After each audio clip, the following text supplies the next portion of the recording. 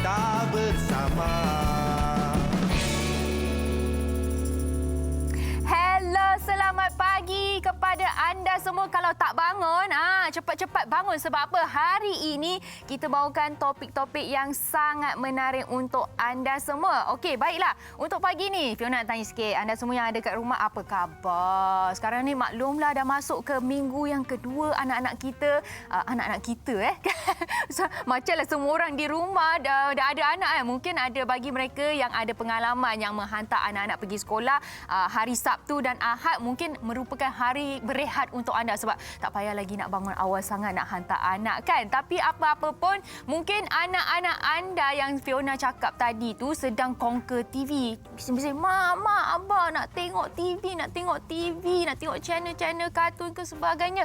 Jangan risau, masih lagi anda boleh menyaksikan Borak Kopitiam menerusi Facebook Borak Kopitiam. Apa yang bestnya kalau menyaksikan kami menerusi Facebook Borak Kopitiam ialah anda boleh bersembang-sembang dengan kami di ruangan komen yang ada di Facebook. Antara contohnya mungkin anda ada idea-idea nak kita bahaskan ataupun nak bawakan topik-topik yang lain. Ada tertentu, mana tahu kan, selalunya kita dekat sini je bagi idea, bagi cadangan. Kita nak juga pun dengar cadangan ataupun komen-komen daripada anda semua yang ada di rumah. Mana tahu kita dapat idea-idea yang lebih menarik. Cuba anda kongsikan di ruangan komen yang ada di bawah. Seterusnya bagi anda semua, kalau anda rasa hari ini adalah hari yang baik, cepat-cepat say yes.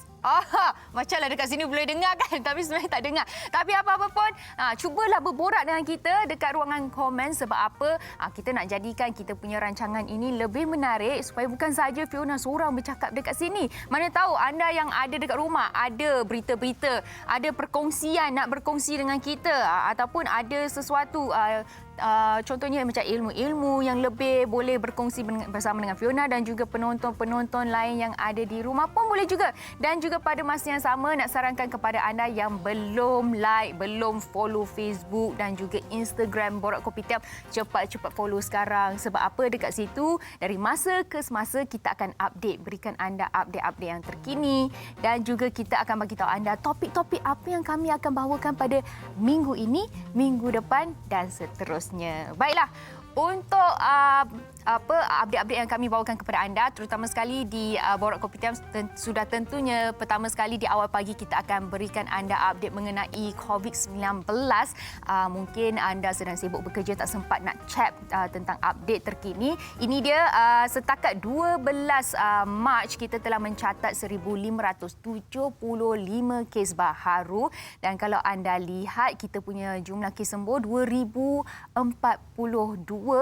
Ini menunjukkan satu reaksi ataupun satu graf yang sangat-sangat positif kalau kita tengok berbanding dengan beberapa minggu yang lepas. Kalau kita tengok kita punya angka kes baharu semakin lama semakin turun. Sebelum ni kita telah mencecah sehingga 4,000 lebih, 3,000 lebih. Kemudian slowly kita telah turun sehingga ke 1,000 lebih. Tahniah kepada anda semua yang masing-masing menjalankan tanggungjawab anda sebagai seorang rakyat yang bertanggungjawab. Tapi walaupun kita telah menunjukkan angka yang agak positif berbanding dengan beberapa minggu yang lalu, jangan kita leka ya. Masih lagi perlu kekalkan SOP dan kalau ada perlunya keluar, pakai pelitup muka, basuh tangan senantiasa dan terutama sekali bagi ibu bapa yang menghantar anak-anak pergi ke sekolah, jaga penjarakan. Jangan berdiri terlalu rapat dengan ibu bapa yang lain dan juga pergi ambil anak pada waktu yang ditetapkan. Jangan sampai terlalu awal. Apa akan terjadi kalau anda sampai terlalu awal? Mungkin akan menyebabkan kesesakan di situ ataupun kesesakan lalu lintas, maka penjarakan susah untuk diamalkan. Baiklah, itu dia sedikit update mengenai COVID-19 yang kami boleh bawakan kepada anda yang mana tak sempat nak semak-semak. Seterusnya kita nak remind, bagi tahu anda semua untuk sentiasa update aplikasi MySejahtera anda, terutama sekali di ruangan vaksin. Sebab apa? Kalau kita tengok sekarang ni memang masing-masing memberikan tumpuan kepada berita-berita mengenai vaksin COVID-19. Kalau anda tak update, maka susah susahlah untuk pihak-pihak berkuasa untuk bagi tahu anda bilakah masanya sesuai it's time untuk anda mendapatkan vaksinasi, dan ini adalah rata-rata satu summary bagi tahu anda jumlah vaksin mengikut pecahan negeri. Dan kalau anda rasa macam nakkan lebih banyak info mengenai vaksin COVID-19, nak lebih jelas, lebih detail, boleh saja pergi ke laman sesawang covid19.moh.gov.my untuk dapat tahu dekat situ ada macam-macam info kepentingan mengenai vaksinasi, jenis-jenis vaksin dan vaksin tindak balas antibodi dan sebagainya. Sangat-sangat berguna bagi anda semua, terutama sekali bagi mereka yang rasa macam saya nak tahu lebih lanjut mengenai jenis-jenis vaksin yang ada ataupun apakah detail-detail mengenai vaksin yang saya bakal terima. Jadi bolehlah pergi ke laman sesawang yang Fiona cakap tadi ataupun search saja dekat Google. Sekarang ni kan senang kan, one click sahaja di tangan.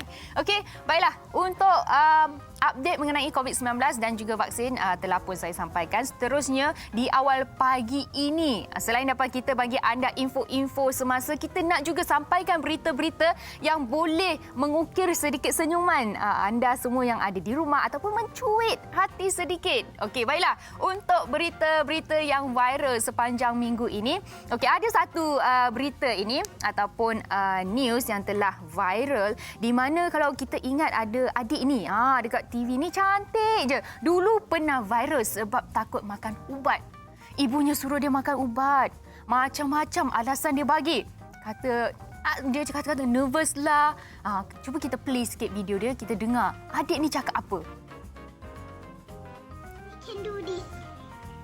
It's so many orange and I can do this alone. I can do this. I can do this. I can do 1, 2, 3, 4, 5, 6, 7, 8, 9, 10. This is not my favorite, but I can eat. Ibu, taruh pagi. Ibu taruh pagi 1, taruh malam. Okey. Itu adalah adik tu masa kecil. Sekarang ni dah darjah 2 dan video terbaru adik ni. Tengok.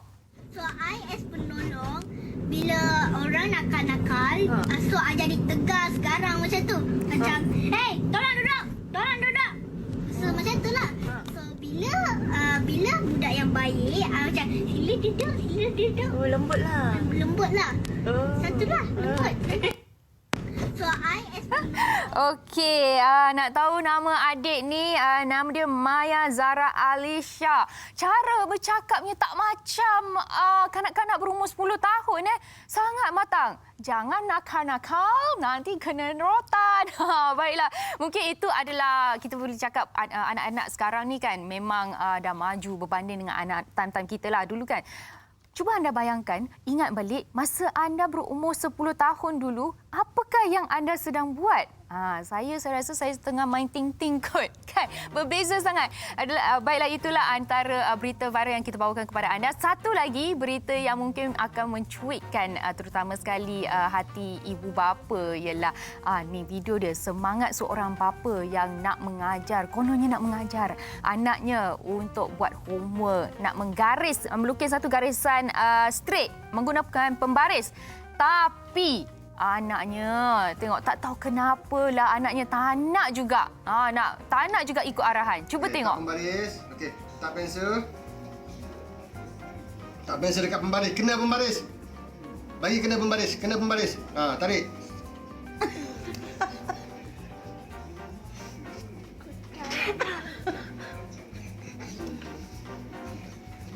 Cepat.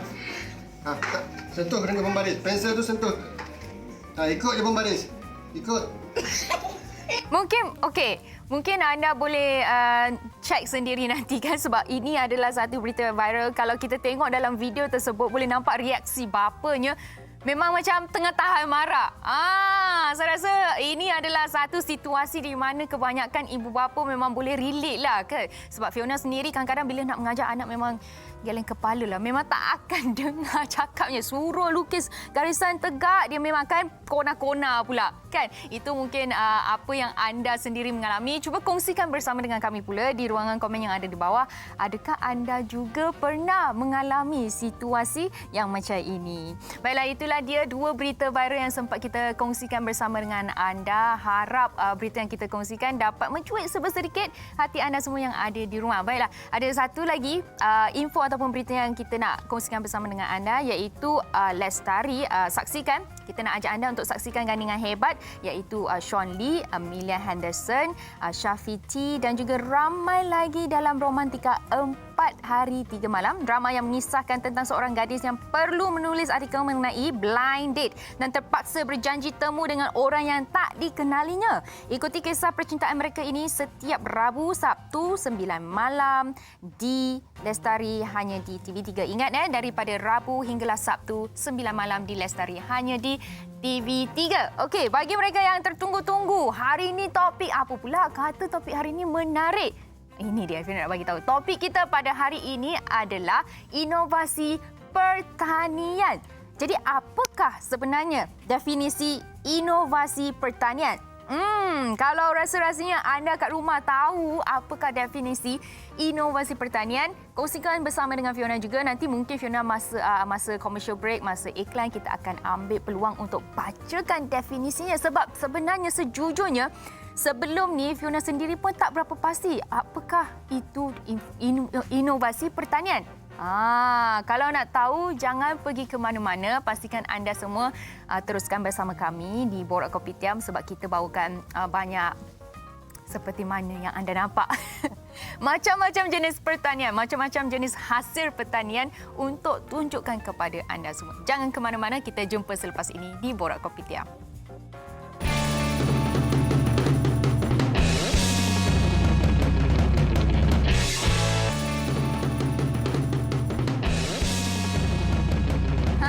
Dah cari belum definisi inovasi pertanian? Nak sebut pun dah kalut dah. Okey, kalau belum, cepat-cepat cari sekarang. Sebab apa? Tadi Fiona ada tanyakan, siapa dekat sini tahu definisi yang betul mengenai inovasi pertanian? Cepat-cepat komen dekat ruangan komen yang ada dekat Facebook Borak Kopitiam. Fiona cek je dekat sini.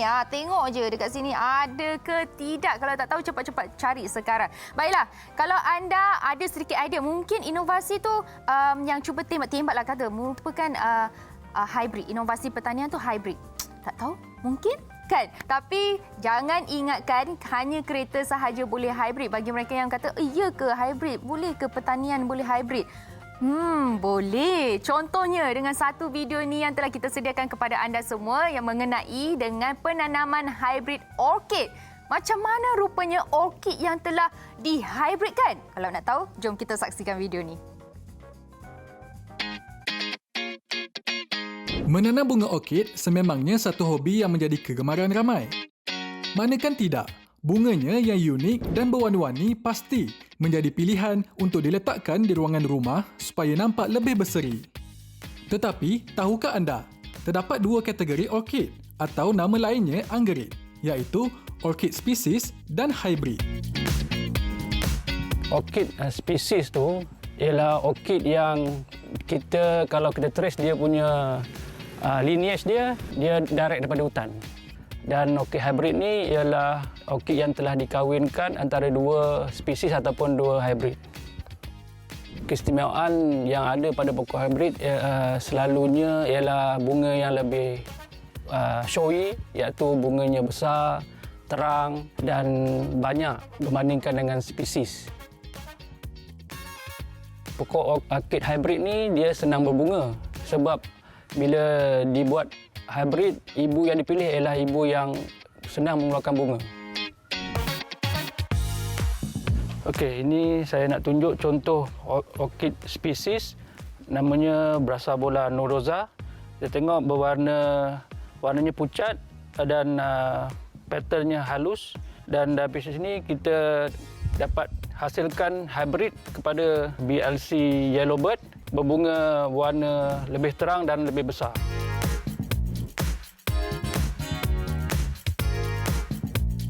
setiap orkid ni memerlukan microclimate yang berbeza. Microclimate ni maksudnya suhu, cahaya, humidity setiap satu orkid tu tak sama dengan orkid lain. Kalau hybrid pula nak dijaga tu senang sikit sebab keperluan cahaya, suhu dan humidity tu adalah tidak berapa kritikal. Bila melihat bunga orkid, ia pasti memberikan ketenangan kepada sesiapa yang memilikinya. Jadi, kepada anda di rumah, bolehlah jadikan aktiviti menanam bunga orkid sebagai hobi. Yes, nampak tak? Itu dia.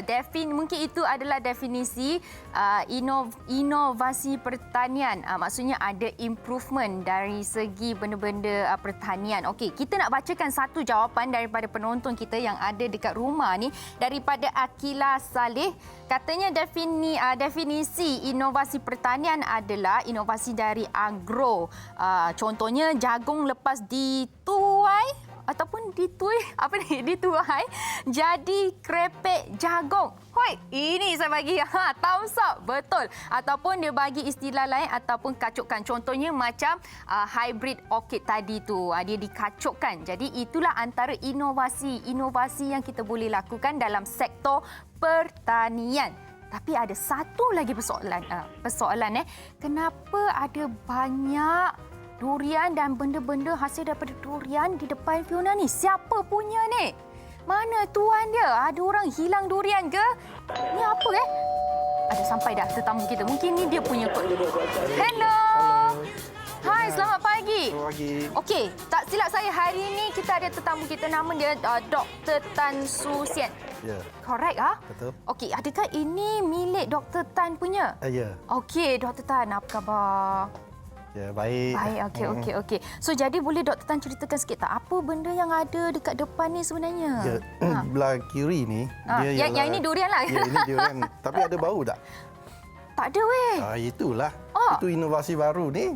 Oh. Kita sejuk bekukan. Okey. So, yang belah kiri ni dia ialah produk yang kita bagi upstream yang dibuat daripada durian asli. Yang ni? Ya, yang ini. So, ini ialah kita panggil seed pulp. Ini ialah chill punya. Durian-durian ni dia hanya asli daripada durian. So, dia tak ada guna apa-apa, tak ada tambah apa-apa hal. So, dia asli dari durian. So, kita panggil upstream lah. Yang belah kanan ni, ini adalah produk-produk dibuat daripada durian. Di mana dia dicampur dengan benda-benda ni seperti di depan sini ialah kek-kek. Yang dua-dua ini ialah durian pizza yang very famous. Yang selalu banyak. Saya sejujurnya, saya pernah dengar sekali dua, tapi ini pertama. Jangan panggil saya Jakun. Mungkin ada kat rumah cakap, "Weh, Jakun tak pernah dengar." Okey, yang ini satu benda yang baru, itu yang dikatakan inovasi lah kan. Jadi ini adalah benda-benda yang diperbuat daripada buah durian dan ini adalah hasil ambil daripada durian sendiri. Tapi kenapa durian ni boleh tak ada bau? Ini adalah kita sejuk bekukan dia. Sebab tu dia tak ada bau? Yes. Jadi mungkin bagi anda yang nak makan durian tapi takut ada bau, mungkin boleh try cara-cara macam tu. Okey, baiklah. Nak tanya doktor lah. Jadi apakah R&D yang pihak doktor lakukan dalam sektor inovasi pertanian? Durian dia ialah satu buah bermusim. Dia lepas tu dia ada satu masalah bahawa dia shelf life dia dekat sekali. Kalau durian dia gugur, dia hanya boleh simpan untuk 2-3 hari. So dia tak boleh lama kan. So dengan cara sejuk beku yang kita ada, kita boleh memanjangkan shelf life dia kepada 2 tahun. Lepas tu kalau kita boleh buat isi durian untuk buatkan paste, kita boleh buatkan benda-benda berbuatan daripada durian lah. So dengan ada cara-cara baru ni, dia memang boleh lagi banyak cara orang boleh menikmati durian. Boleh bagi durian tahan lama. Betul. Boleh bagi orang menikmati durian dalam macam-macam benda. Contohnya macam dalam kek, dalam pizza, dalam biskut-biskut kan. Betul. Lagi dia boleh, dengan cara ini dia boleh ke lagi jauh lagi ke tempat-tempat dia boleh diekspor. So menjadikan dia pasaran yang sangat besar. Meluaskan lagi pasaran durian ni. Okey. Jadi kenapa antara banyak-banyak buah, kenapa durian menjadi pilihan doktor? Adakah sebab nama dia King of Fruit? Ya betul. Satu ialah dia king of fruits. Yang kedua, Malaysia, negara kita ini, dia cuaca dengan klimat dia sangat sesuai untuk durian. Dan durian bukan boleh ditanam di mana-mana, hanya di surrounding kita saja, di Malaysia, dekat bawah Thailand dengan sedikit di Indonesia. So dengan ada dia keistimewaan dia, mungkin dia tak dicakap kurniaan Tuhan lah. So buah ini memang perlu hanya tanam di sini. Yang ini apa yang sedang berlaku? Adakah ini yang dimaksudkan oleh doktor tadi, sejukkan durian? Ya, ini adalah teknologi yang kita panggil IQF. Di tahun 2019, Malaysia menandangi itu perjanjian dengan negara China bahawa dengan IQF ini suhu yang diturun kepada bawah 80 degree dengan kegunaan nitrogen. So, lepas itu for more than 1 jam. So dengan cara ini dia boleh sejuk bekukan dan dia boleh tahan untuk 2 tahun. Oh, 2 tahun boleh tahan? Yes. Lama tu. Jadi adalah salah yang Fiona tadi sarankan anda untuk sejukkan durian dekat peti sejuk kat rumah. Kalau nak try buat sendiri je tu tak boleh lah kan? Rasanya tak sama. Dia tak sama, boleh Yes. tapi tak sama. Sebab yang ini dipakai tadi ada beri perhatian, doktor mention bagi tahu menggunakan nitrogen ya. Yes. Dekat peti sejuk kita tak menggunakan gas tersebut. Jadi yang ini adalah proses memilih baka-baka durian Yes. yang bagus. Yep. Okey. Jadi adakah hanya durian-durian yang mempunyai kualiti yang okey sahaja yang akan diguna pakai ataupun untuk mengelakkan pembaziran ada pakai je semua? Yes, kita dia dipakai, musangking dipakai, di 24 durian-durian kelom dipakai, ke durian kampung pun juga dipakai untuk dijadikan sekarang macam ni dia menjadikan isi durian lah. So isi durian atau paste durian ialah satu bahan mentah utama untuk buatan benda-benda buatan daripada durian.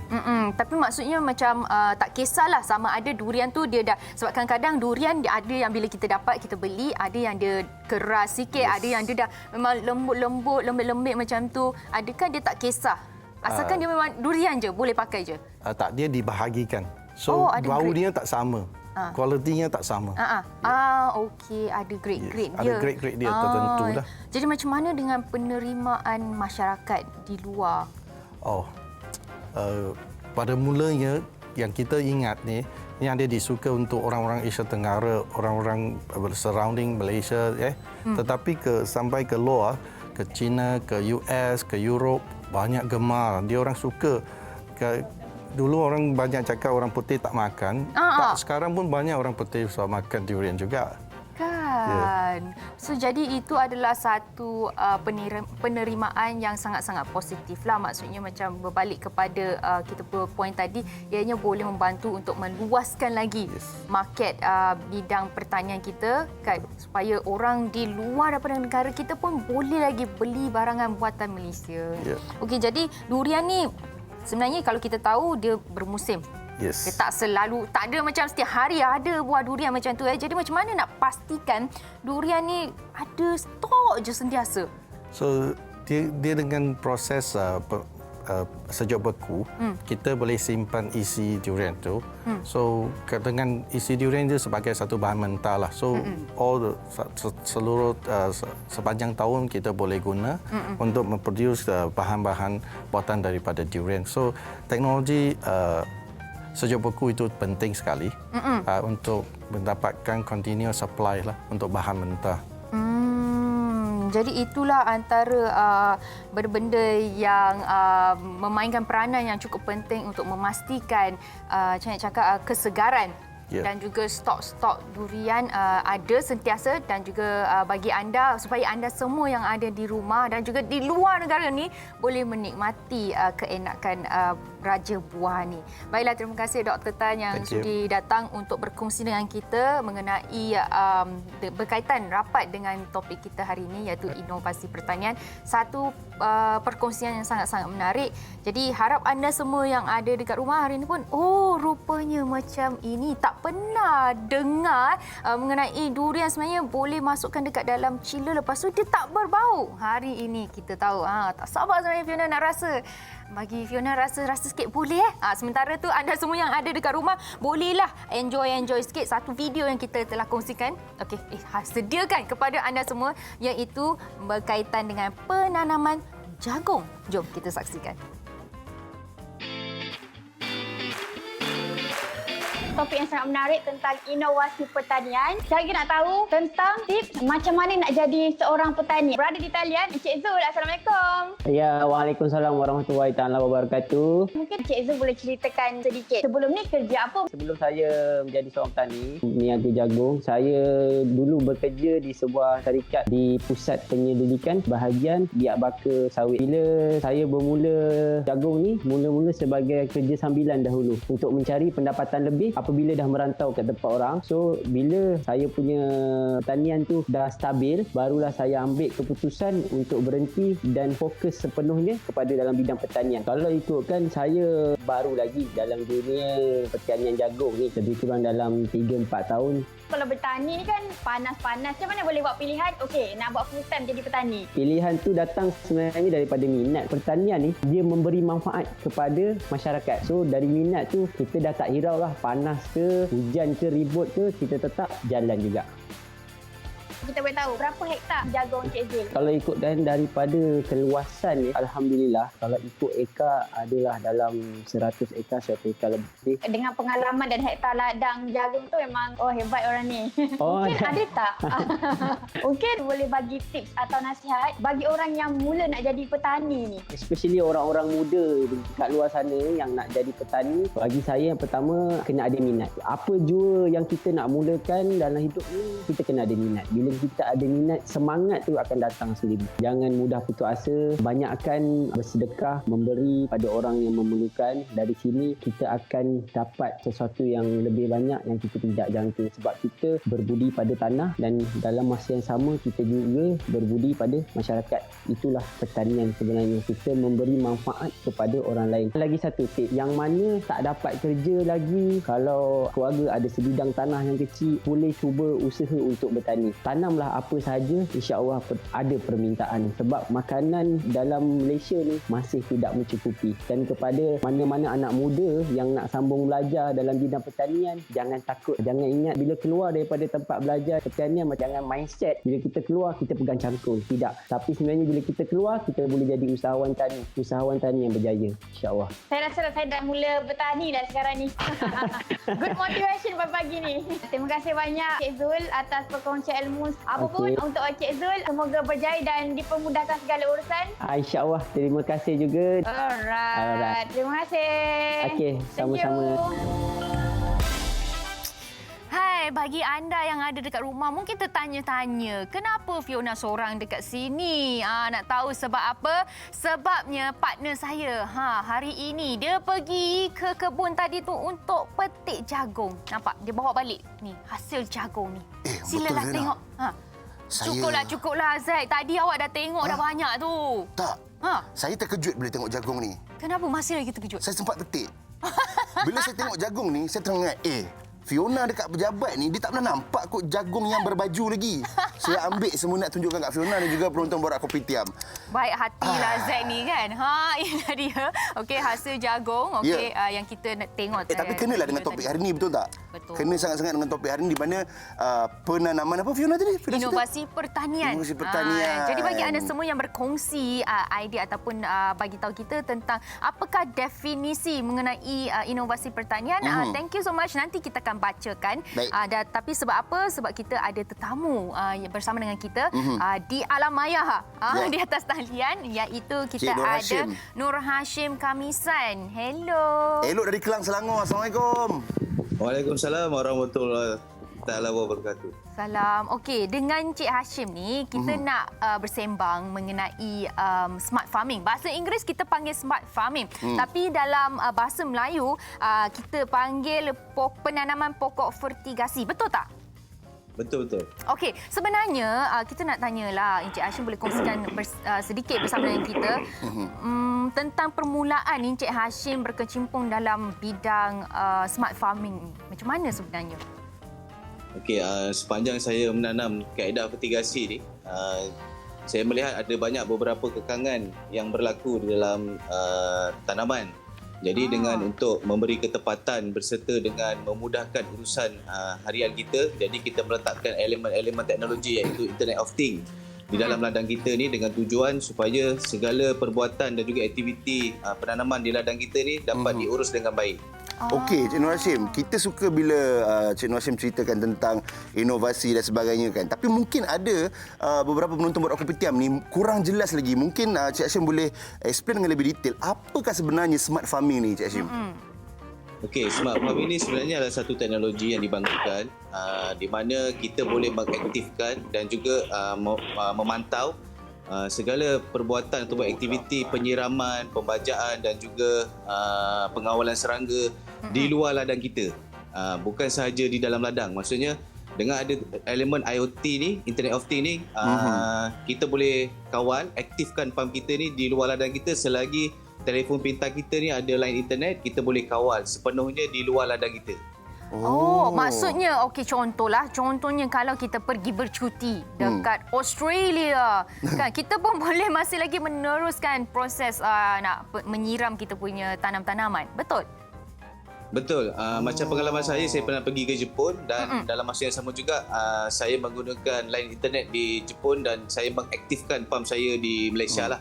Jadi kaedah ini sebenarnya banyak membantu kita dalam segala aktiviti yang ada kat ladang tu di luar ladang kita. Jadi kalau contoh dia, kita di Malaysia ni adalah masalah berkenaan dengan hujan dan juga panas. Okey. Jadi apabila hujan saja, kita dapat monitor dan kita dapat alert, dapat notifikasi yang mengatakan ladang kita sekarang ni tengah hujan. Jadi sekiranya kita tak kawal, akan berlaku pembaziran dari segi pembajaan. Jadi bila dapat je notifikasi yang kebun kita sedang hujan ni, jadi kita boleh stopkan penyiraman kita. Jadi kita dapat menjimatkan kita punya kaedah pembajaan. Maknanya selagi mana ada internet tu kira okey lah. Kan? Betul. Okey. Ini adalah smart farm. Kita Smart panggil farming smart dia. farm Encik Hashim kan?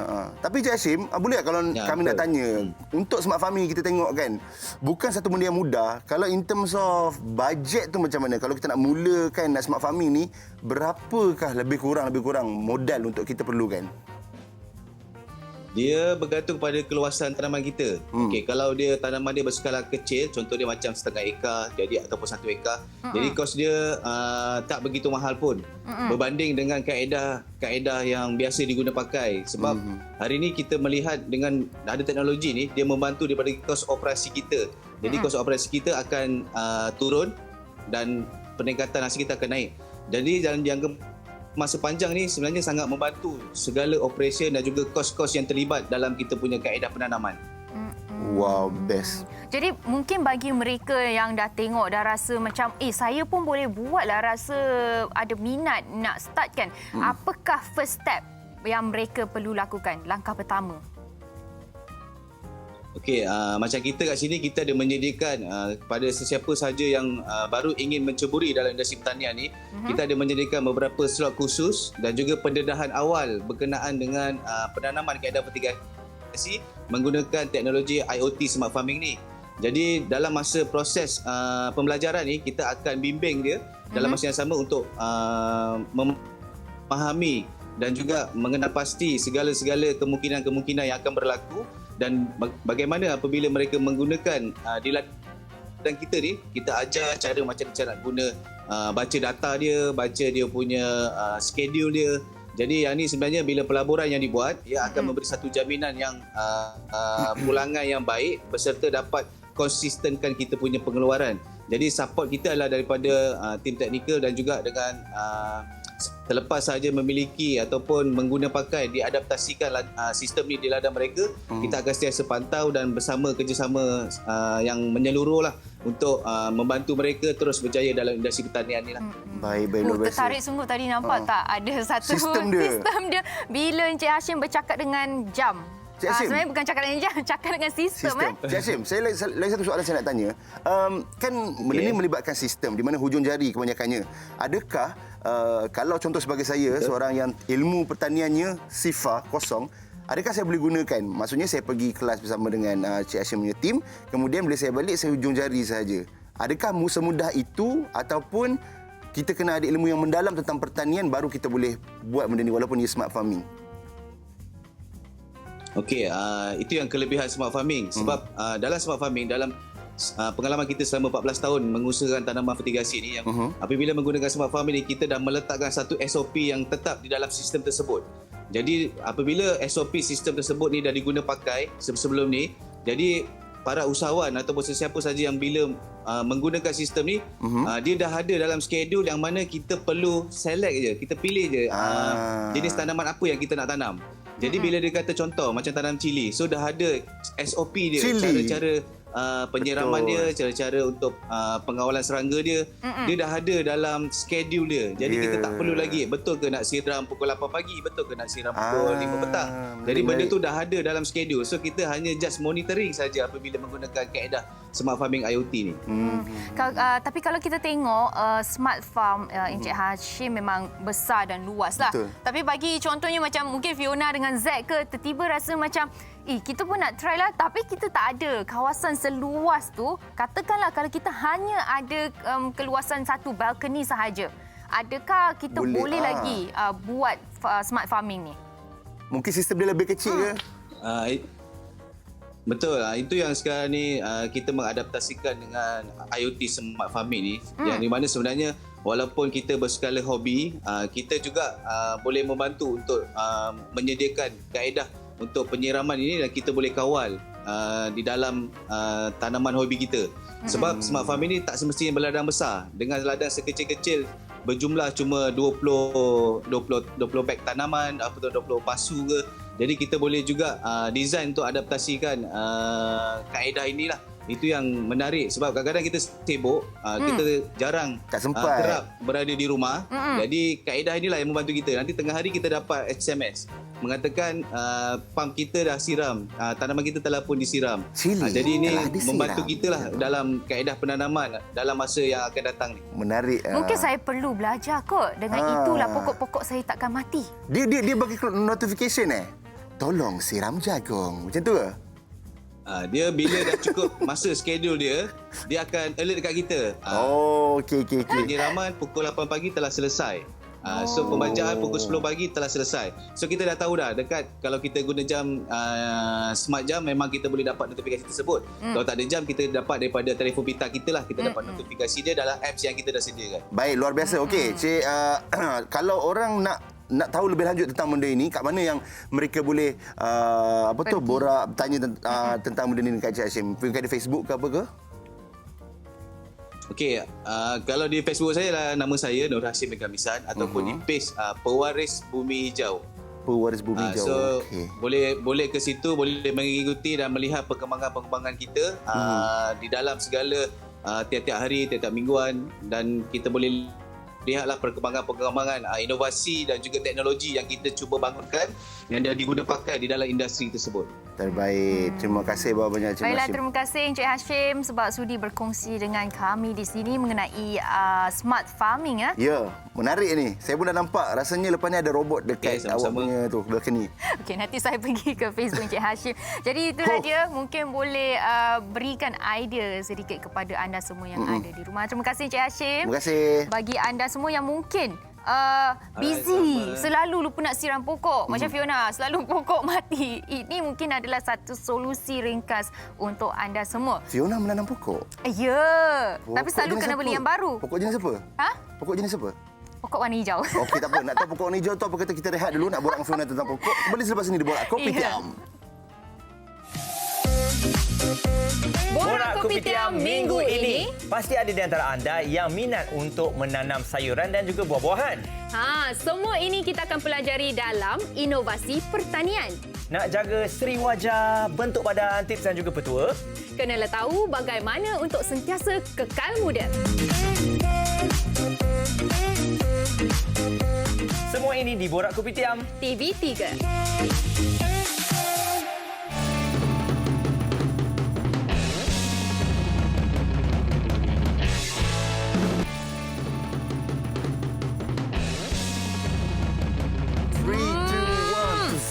Dekat set kita ni kan dah macam-macam bau dah. Tadi ada durian dan sekarang ni kita ada sesuatu yang dia harum Dan juga dia manis juga pada masa yang sama. Oi, itu terasa saya. Harum saya, manis pun saya. Macam mana tu Fiona? Mungkin awak salah faham saya kot. Bukan awak. Bukan Okey. Tapi tak apa. It's okay. Bukan pertama kali Fiona mencalahkan muka saya depan TV. Tapi tak apa. Macam ni. Fiona, depan kita ni sekarang ni terlalu banyak benda yang kita nak bagi tahu kepada penonton. Inilah dia Zack yang Fiona cakap. Apa dia? Harum. Inilah harum manisnya. Okey. Tapi yang menariknya Zack, ini adalah batch yang pertama. Jadi sangat bertuah kami dekat sini dapat first batch. Dapat tengok. Ada semua yang dekat rumah, apa yang anda tengok ini ada first batch dan di mana dekat luar tak ada lagi. Faham. Tapi kalau nak tahu lebih lanjut mengenai harum manis yang ada di depan kita ni, sudah tentulah kita kena jemput owner. Betul. Kalau kita membebel tentang perkara yang kita tak pakar, tak guna. Apa kata kita bersama dengan seorang yang di talian ni sangat luar biasa daripada Kanga Perlis, Cikgu Asri namanya. Assalamualaikum. Hello Cikgu Asri. Ya, Waalaikumsalam. Itu dia. Daripada Kanga Perlis ni. Ya. Jadi hari ini kita nak tanyakan tentang harum manis silakan Cikgu Asri kan. Boleh tak Cikgu Asri cerita sedikit sejak bila dan bagaimana cikgu boleh terlibat dalam tanaman harum manis ni? Kenapa harum manis? Baik. Kalau ditanya pengalaman saya lah sejak bila, kita tahun lebih kurang tahun 1990. Okey, kita dah mula berkecimpung dalam penanaman harum manis. Baik, pada tahun ni saya pada awalnya biasa sajalah tolong-tolong keluarga, tolong-tolong ayah untuk bantu mereka tanam. Pada masa tu kita dapati harum manis ni dah Jabatan Pertanian dah mula dah untuk mewawarkan untuk mempromosikan harum manis ni sebagai satu tanaman yang bernilai tinggi, khususnya di bumi Perlis ini. Baik, apabila saya mula makan harum manis ini, saya dapati memang rasanya memang lain. Aroma dia lain, sedap dia tu lain, berbandingkan dengan mangga-mangga lain. Jadi saya dapati harum manis ini memang ada potensi di negeri Perlis ini. Okey, jadi sejak itulah saya mula melihat potensi harum manis ini sebagai satu aktiviti pertanian yang cukup baik sebenarnya untuk masyarakat negeri Perlis ini khususnya lah. Baik, jadi itulah permulaan. Jadi bermula tahun 1990-an tu, 1991, saya mulalah mengusahakan bersama dengan ayah saya. Yang kita tengok di YA itu, Yusuf Awang tu adalah ayah saya. YA itu adalah Yusuf Awang. Yusuf Awang membekalkan anda harum manis sebenar. Yusuf Awang tu adalah ayah saya lah. Okey, kami mengusahakan lebih kurang 1.5 ekar saja permulaan. Itu sajalah. Kemudian kita mula melihat potensi ini bersama rakan-rakan dan saya kumpul rakan-rakan untuk bersama-sama dengan saya dan kami mula tubuhkan koperasi. Kita kenal sebagai koperasi YA. Itulah permulaan saya bagaimana saya boleh terlibat dalam industri harum manis ini. Sedangkan saya ada lagi komitmen lain, cuma untuk mengisi masa lapang je pada masa itu. Okay, itulah permulaan bagaimana saya boleh terlibat dengan industri harum manis ini. Sebab harum manis ini memang dia lain daripada mangga-mangga lain sebenarnya. Ada aroma juga dia tu bila kita makan rasa harum dia lain, lepas tu ada rasa lemak-lemak dia lain juga kan. Tapi kan Cikgu Asri nak tanya sebab setahu kita harum manis ni dia buah yang bermusim. Bermusim juga. Jadi macam mana Cikgu Asri memastikan setiap tahun ni memang ada buah yang mencukupi? Baik, macam mana saya memastikan tu? Okay, kita ada dua kaedah. Pertama, kita minta ahli kita ni menambahkan lagi keluasan tanaman. Okey, itu yang pertama. Yang kedua, kita akan menambahkan lagi ahli koperasi di kalangan ahli yang baru supaya bekalan kita ni dapat memenuhi permintaan di luar. Kerana permintaan ni amat tinggi. Pada tahun 2020 ni permintaan di luar kemampuan kita untuk membuat membekalkan bekalan. Jadi permintaan berkali ganda daripada bekalan yang kita keluarkan. Jadi untuk maklumatlah untuk tahun 2020 ni atau yang lepas tu kita mendapat tempahan lebih kurang 300 metrik tan di kalangan ahli kita. Kita mampu keluarkan 145 metrik tan sahaja. Okey. Itu kita tengok bagaimana permintaan haruman ini tertinggi. Jadi tahun ni saya bersama rakan-rakan dalam ahli koperasi ini menambah lagi ahli baru. Supaya bekalan untuk tahun 2021 ni dapat kita tingkatkan. Cikgu Asri, saya faham sangat-sangat sebab sekarang ni kami melihat di Facebook ramai betul tim-tim daripada koperasi dengan Cikgu Asri ni ramai betul, pengikut daripada Cikgu Asri ni memang ramai. Tapi sekarang Cikgu Asri, yang saya lah kan, orang macam saya ni kalau buah mangga tu buah mangga je lah. Tapi setiap kali buah mangga yang saya makan yang sedap mesti harum manis. Mungkin Cikgu Asri boleh kongsikan macam mana kita nak membezakan ini harum manis. Macam tu. Ya, okey. Baik. Sekarang ni saya tunjuklah bagaimana kita nak membezakan harum manis ni dengan mangga-mangga lain. Okey, jadi baik. Pertama harum manis ni dia warna kulit kita tak ada warna hijau, ada warna kuning, itu bergantung kepada pembalut ya. Macam YA ni kita inovasikan pembalut, kita guna pembalut karbon yang dibenarkan dan kita akan dapati buah kita kulit berwarna kuning ataupun lepas tu dia akan menjadi oranye. Kemudian sekarang ni kita nak membezakan. Macam mana kita nak bezakan harum manis ni dengan mangga-mangga lain tu dulu. Pertama kita tengok sini dia ada dua bucu. Di bawah ni dia ada dua bucu. Bawah dia ni. Akan dua bucu, bawah ni satu bucu. Mangga lain biasanya dia ada satu ya bucu. Okey. Kemudian dia membentuk dia punya variasi dia macam inilah lebih kurang variasi dia. Kemudian dia akan membentuk bau di sini.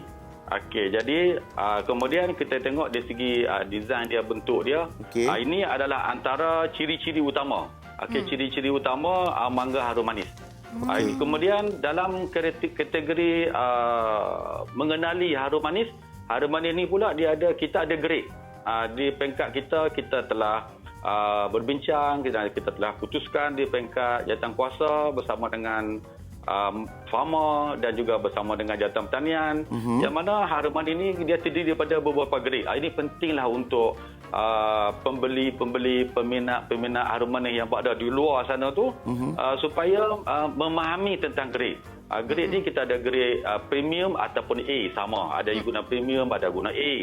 Ada yang mengguna grade 1 sama dengan grade B, grade 2 sama dengan grade C, contoh. Baik, jadi grade ni dia juga berkait rapat dengan fizikal dia, bentuk dia. Dia membentuk harum manis. Ini sebagai variasi harum manis. Okey, kemudian yang kedua, dia ada dia punya, kita tengok pada saiz perak dia. Okey, kalau dia melepasi 300 gram ke atas, dia berada dalam kategori buah premium ataupun grade A. Itu satu ciri. Kemudian yang kedua kita tengok pada kerosakan. Kerosakan dia, kecacatan kulit dia tidak berlaku ataupun tidak lebih daripada 5%. Maka buah itu telah dikategorikan sebagai grade A. Kemudian yang seterusnya, harum manis ini dia juga mesti mempunyai tidak ada kerosakan. Maknanya apabila kita makan, kita tahu kita dapat tu, kita tak nampak ada rosak di bahagian kulit.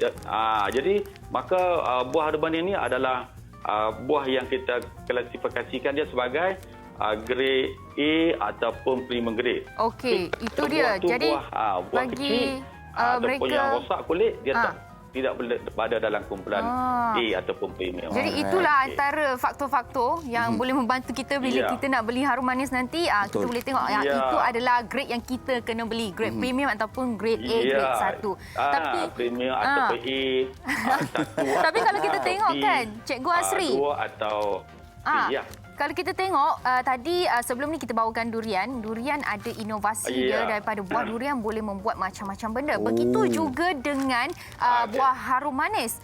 Kalau macam Fiona tengah pegang ni, ini adalah mi Getty harum manis ya. Tapi bukan sahaja boleh buat mi Getty, tapi boleh juga membuat macam-macam. Dekat tangan Fiona ni, yang ini mi Getty. Dekat Z pula ada susu, ada macam-macam benda-benda lain juga. Ada sambal harum manis, ada susu harum manis. Okey, selain pada benda-benda macam ni kan, apa lagi inovasi yang boleh dilakukan Cikgu Asri? Adakah ini yang tetap saja ataupun sebenarnya ada lagi yang lain yang tengah YA punya tim tengah nak buat? Baik. Untuk inovasi produk hiliran, kita produk hiliran. Baik, kita ada lagi macam-macam. Kita ada harum manis energy drink. Ini adalah untuk minuman bertenaga. Terutamanya bagi ahli-ahli sukan ataupun bagi sesiapa yang berjalan jauh, memandu dalam jangka masa yang lama. Kita boleh jadikan sebagai energy drink ni untuk mengganti minuman-minuman bertenaga yang lain. Sebab ini adalah dalam ni kita ada kandungan harum manis di dalam ni. Itu hebatnya. Okey, Cikgu Asri. Energy drink harum manis ni. Sejak bila Cikgu kita Asri? Juga ada, Cikgu Asri, sejak bila Cikgu Asri boleh ada idea nak buat inovasi daripada buah harum manis ni? Sebenarnya idea ni timbul apabila kita dapati pada peringkat awalnya ada buah-buah yang kita panggil buah-buah yang grade dia rendah. Okey, kalanya waktu tu kita mungkin buah ni kita tak dapat nak pasarkan dengan sempurna. Tapi kalau kita pakai buah grade A premium. Baik, jadi dekat ini saya lihat bahawa buah ni sebenarnya dia berkualiti dari segi isi dia, cuma dari segi bentuk dia, dari segi saiz dia. Okey, jadi di sini kita perlu lihat bahawa perlu ada satu inovasi untuk buah-buah ini dapat maksimumkan penggunaannya. Betul, saya memang setuju sebab kadang-kadang saya memang setuju sebab kadang-kadang saya pun antara yang suka menginovasikan makanan. Jadi sekarang ni saya pertama kali sebenarnya Cikgu Asri bila saya nampak Megati harum manis ni. Tak tahulah saya ni katak buah tempurung ke. Tapi ini adakah saya nak tanya sebab saya sangat suka makan pasta. Sesuai tak kalau saya nak buat spaghetti ke apa guna Megati harum manis ni? Takut nanti makan spaghetti terasa harum manis pula ke macam mana?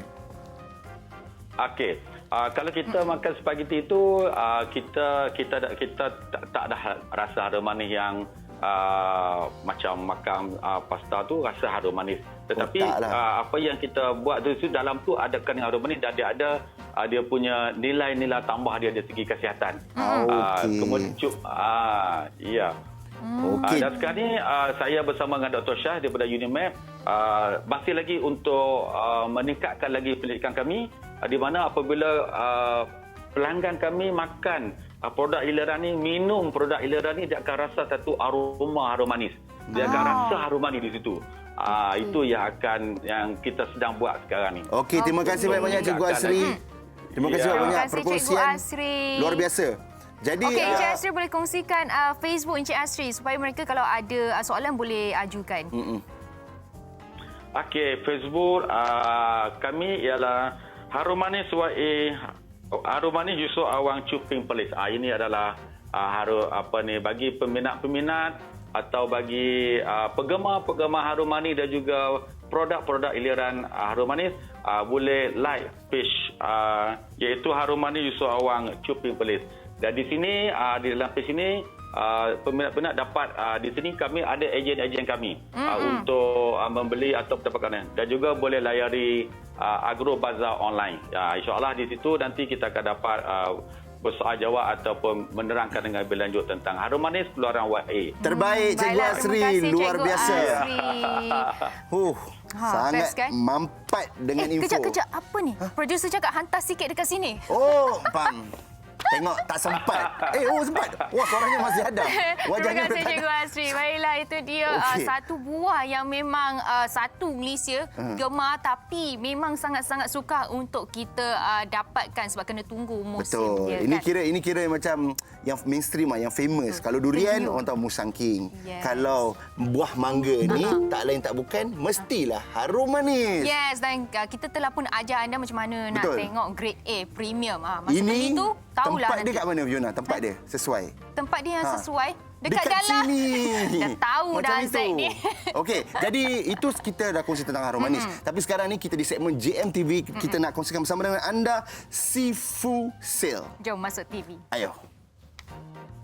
Sifu, Assalamualaikum dan selamat Selamat pagi, salam satu Sifu kepada rakyat Malaysia. Hari ini sekali lagi Sifu bersiaran di kaca TV rakyat Malaysia. Sekarang ni kata tuan puan, musim PKP, hari-hari craving, hari-hari teringin nak minum air manis, nak makan benda manis. Cubalah bayangkan tuan-tuan dan puan-puan, kalaulah PKP ni sambung lagi setahun, macam manalah dengan kesihatan kita kalau duk minum air yang manis yang boleh memudaratkan kesihatan kita. Jadi pada hari ini Sifu ingin menawarkan kepada anda semua rakyat Malaysia yang mana yang kaki ngopi, marilah kita bertukar kepada kopi Sifu, kopi yang dirumus khas menggunakan kunyit hitam, habatus sauda, madu dan yang paling penting tanpa gula putih. Tuan-tuan dan puan-puan, rasa kopi yang sangat sedap dan rau-rau bau dia. Kalau tak percaya, tanya Pak Su. Betul tak Pak Su kan?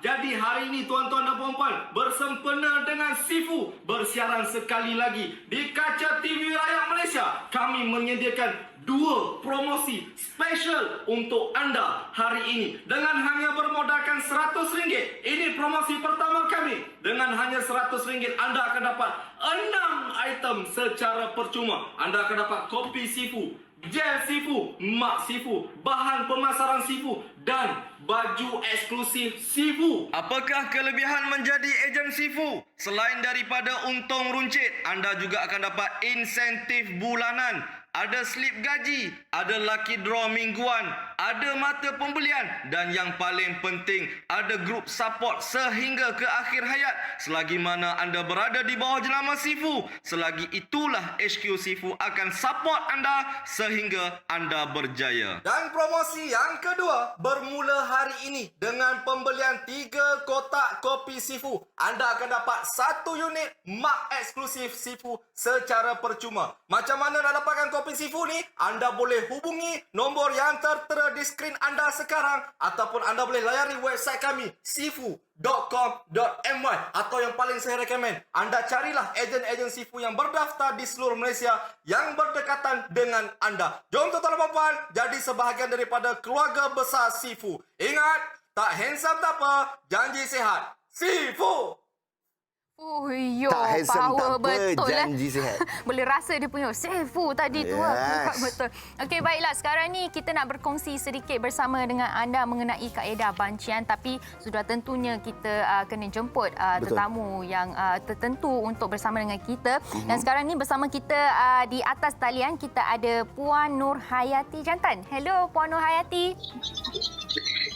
Ya, Assalamualaikum. Waalaikumsalam. Okey, Puan Nur Hayati merupakan pengarah kanan bahagian perangkaan akaun negara merakap penolong Pesuruhjaya Banci 2020.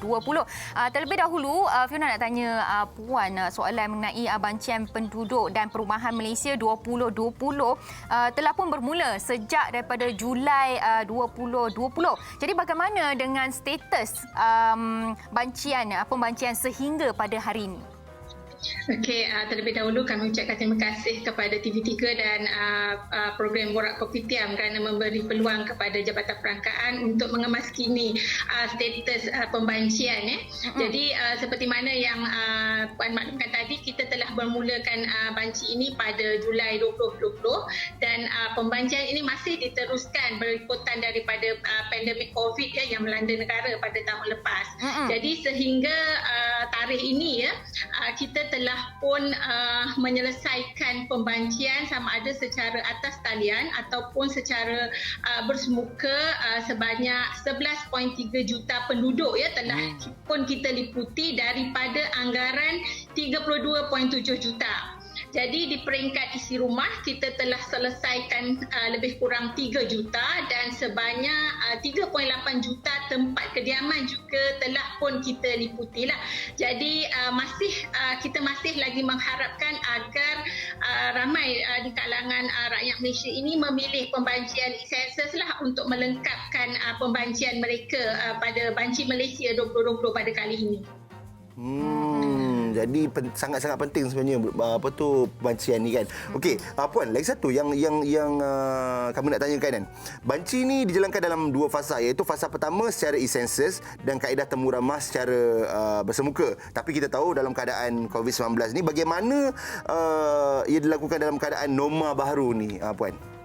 Okey, jadi untuk menyelesaikan pembancian ini, kita masih lagi membuka mod pembancian e-census yang mana kita minta orang ramai yang belum dibanci untuk mendaftarlah mendapatkan ID e-census di talian kita, dan at the same time disebabkan oleh PKP dan sebagainya, mana-mana kawasan yang tidak melibatkan PKP, kita telah mendapat kebenaranlah daripada pihak berkuasa untuk melaksanakan pembancian secara bersemuka. Jadi definitely lah dalam pembancian kita ini kita mengamalkan SOP yang telah ditetapkan oleh MKN dan KKM, yang mana untuk memastikan bahawa penularan COVID ini tidak berlakulah semasa pembancian dilaksanakan. Jadi kita mengharapkan orang ramai tidak perlu risaulah kalau didatangi oleh pembanci, tetapi amalkan SOP, iaitu dari segi jarak, pastikan pembanci kita memakai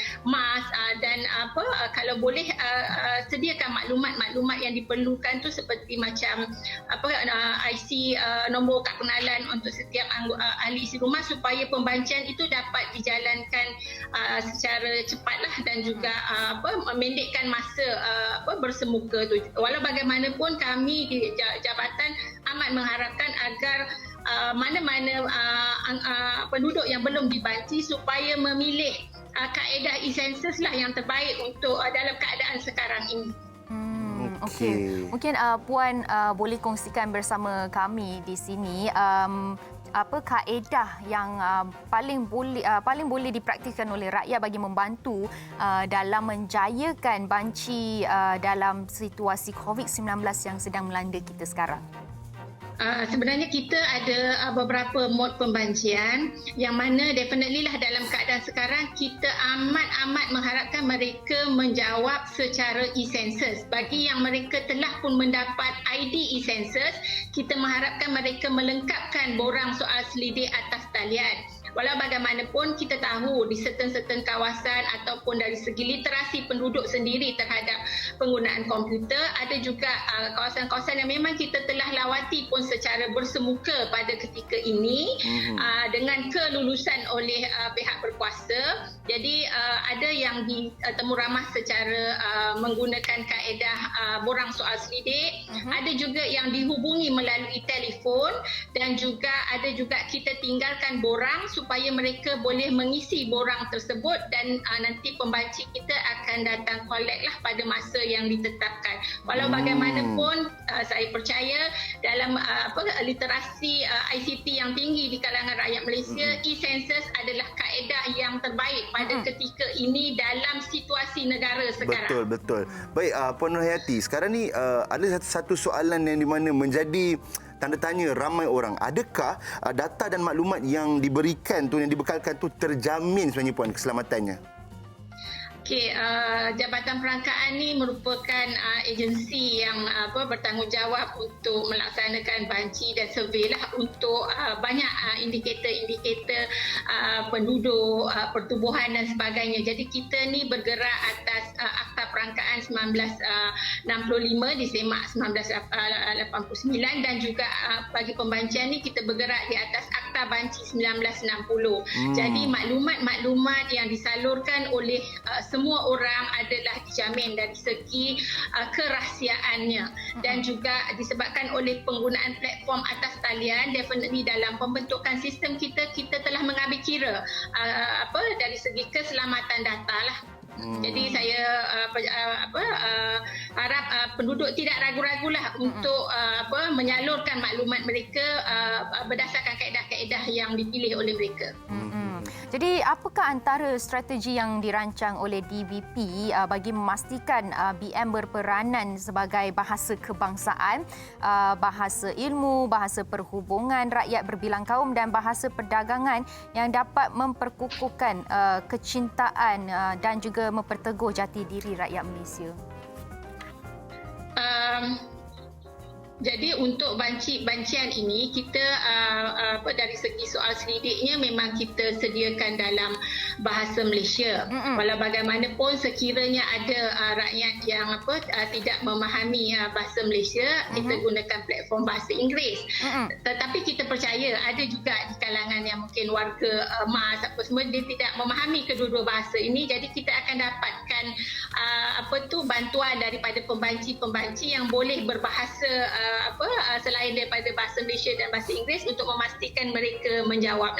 Jadi dari segi penerbitan yang dilaksanakan oleh Jabatan Perangkaan memang kita keluarkan dalam dua bahasa lah, selalunya bahasa Malaysia dan juga bahasa Inggeris. Baik, terima kasih banyak-banyak Puan Nurhayati di atas perkongsian. Jadi kepada anda yang belum lagi ke website e-census ni, boleh terus kat bawah ni ada mycensus.gov.my dan ini nombor-nombor telefon dan WhatsApp yang anda boleh berurusan lah. Sekali lagi terima kasih banyak Puan Nurhayati. Terima kasih sekali lagi TV3. Sama-sama. Baik, itu dia. Kena buat. Awak dah buat dah? Dah buat dah. Kan dah Awal-awal lama dah dapat. lagi kan? Baiklah, bagi anda semua jangan ke mana-mana sebab apa selepas ini kami akan bawakan satu lagi perkongsian menarik untuk anda semua. Betul. Kita rehat dulu. Kembali selepas ini di Borak Kopitiam.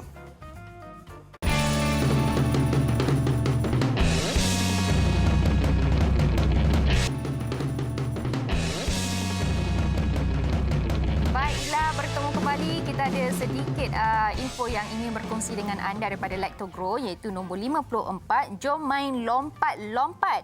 Tips ini dibawakan oleh Nestle Lactogrow untuk keluarga yang ceria dan suka melakukan aktiviti bersama. Tip inspirasi Grow Happy nombor 47. Kenal gelaran keluarga. Yes, dan aktiviti senang dan menyihatkan satu keluarga. Jom beli tali skipping dan main 0 point dengan si manja. Selain dapat memupuk cara hidup sihat dan berseronok, si manja dan keluarga pun dapat mengeluarkan peluh kan. Boleh juga mainkan muzik dan menarik ikut lompatan tali skipping. Jadi mood si manja juga akan ceria bila perutnya selesa. Cubalah Nestle Lactogrow dengan Probiotic L. Nutri untuk keselesaan perutnya.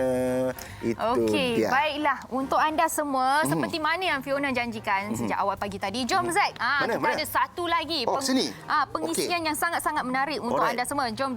Ikut Fiona dengan Zack. Pergi kat sebelah ni. Nampak tak? Okey.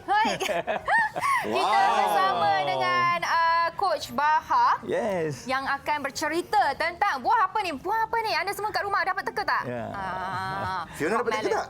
Rock melon. Dah beritahu dah. Okey, so hari ini kita bersama dengan Coach Baha yang akan ceritakan tentang rock melon yang kita tahu sekarang memang trending. Yes. Okey. Dah berapa lama sebenarnya Coach Baha terlibat dalam penanaman rock melon ni Okey, sebenarnya saya dulu government servant.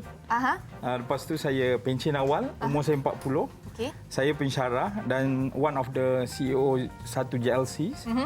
And then lepas itu saya balik kampung. Dan saya mulakan 4 tahun yang lepas. 4 tahun yang lepas bermula. Tentang penanaman rock melon atau saya namakan saya punya rock melon ni kepada Kobe melon. Kobe melon? Kobe melon, Kenapa yes. Kobe melon? So as a branding lah. Dia punya branding lah.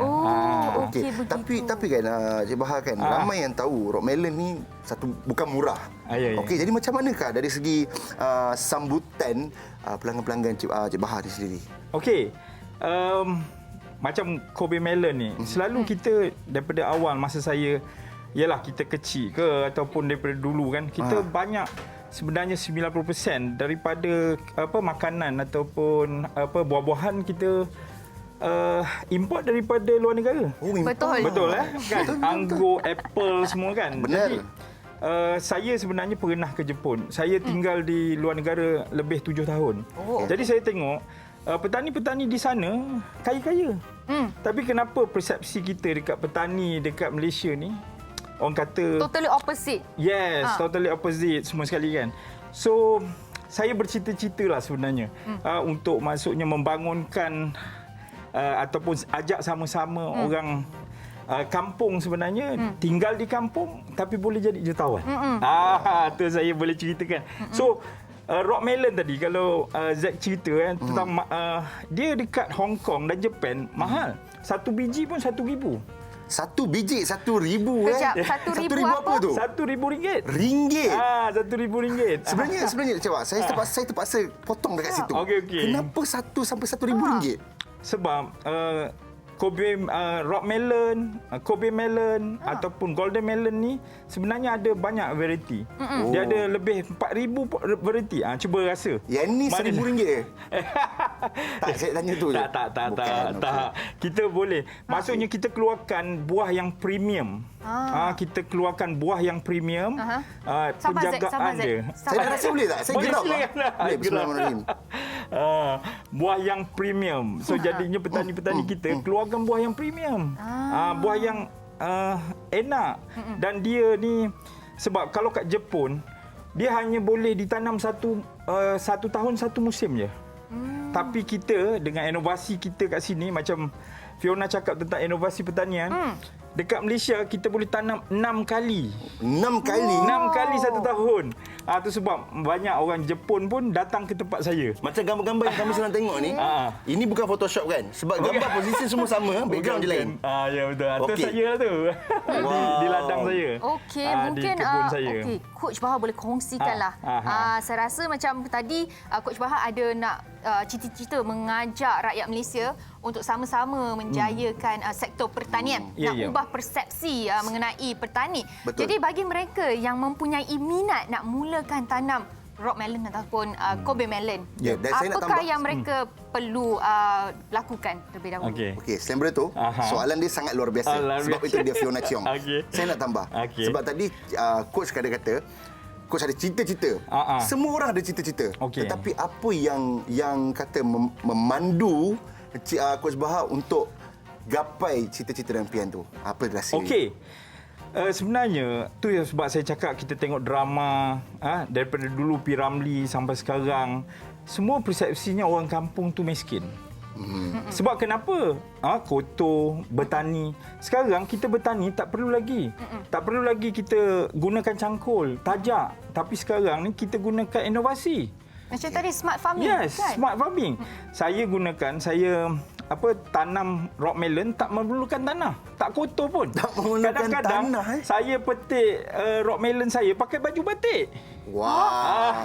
Pakai baju korporat. Jadi maksudnya kita tak perlukan, orang kata 70%, 70% daripada dulu kerja petani telah digantikan oleh sistem. Ini ladang mana? Ni tanah mana? Di ladang saya berkeluasan lebih kurang 18 ekar. Di Muar Johor. Di Muar Johor. Dekat Muar. Okey, mungkin orang Muar. Hai orang Muar. Coach Bahar boleh jawab soalan saya tadi. Bagi mereka yang berminat. Yang berminat. Okey. Saya macam ni, saya nak galakkan lagi-lagi orang yang terkesan dengan COVID-19, mereka siswaza semua sekali. Saya nak keluar ke pompong kita berfikir tentang sebenarnya pertanian ni adalah satu perniagaan. Pertanian ni. So kita ada 4 tip.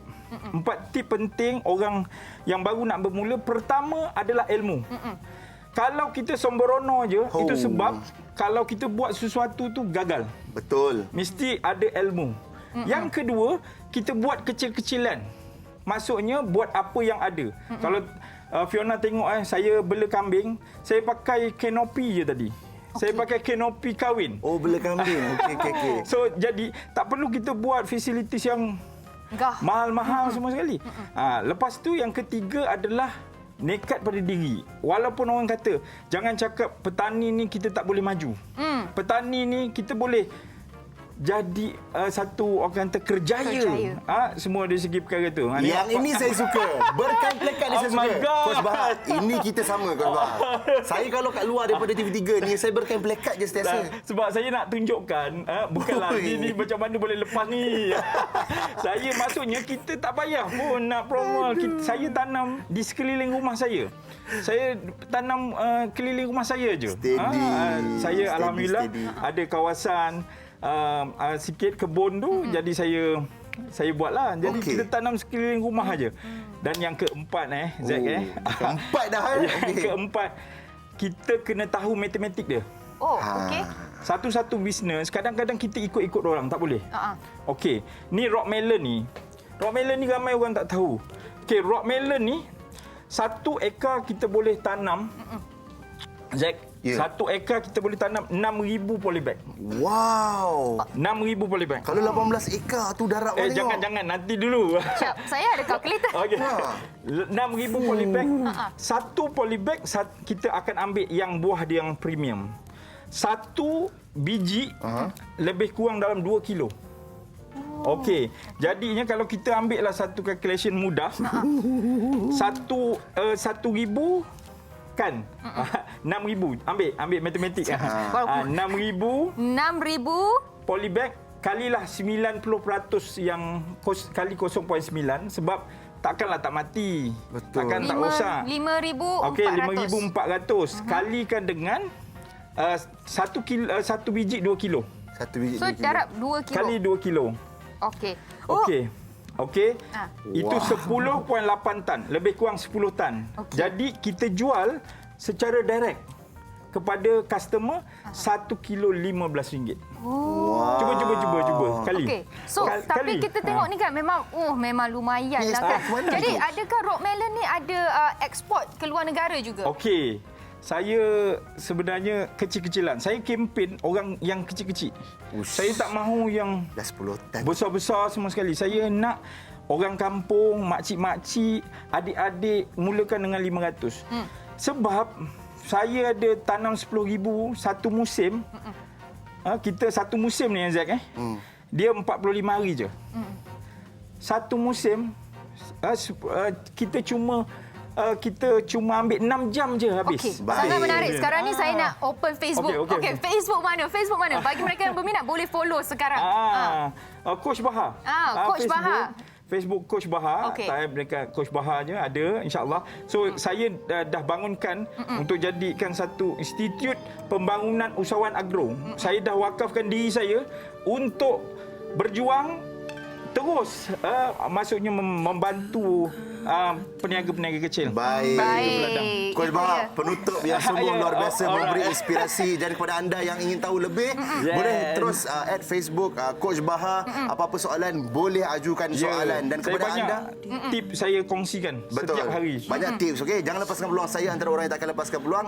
Sekali lagi terima kasih kepada anda yang terus bersama dengan kami di Borak Kopitiam 8 hingga 9.30 pagi. Esok pun ada juga. Terima kasih banyak. Kita tamatkan hari ini dengan inspirasi yang sangat luar biasa. Saya Zack Merikan. Saya Fiona. Jumpa lagi. Bye-bye. Thank you.